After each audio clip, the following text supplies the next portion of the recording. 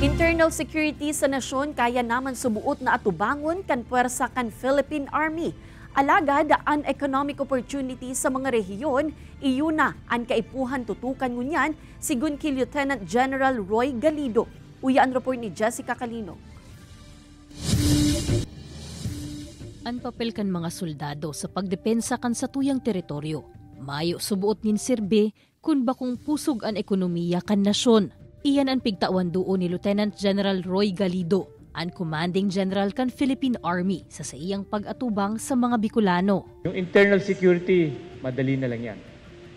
We now need to help in our own little way how to uplift the economic opportunity. Kasi pag hindi magiging economically strong ang region, never can we uplift the livelihood of our countrymen.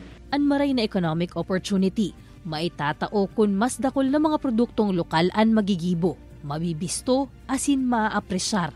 Dakol man subuot ang nagtatangkilik pa sa pigtitindang local products ni Dalineth, alagad seasonal. Saro pa ang sa indang kakompetensya, ang mga nagpapabakal online. Siguro po sa pili lang talaga siya, ma'am. Pero pag sa mga bag po, siguro mas ang online ngayon. Ang kampanya kan Department of Trade and Industry, Go Local, Buy Local. Sigun ki DTI Bicol Regional Director Dindo Nabol, kung babasehan ang numero kan mga rehistradong establishmento, partikular ang single proprietorship, masasabing nakarecover na ang ekonomiya kan rehiyon makalihis ang pandemya.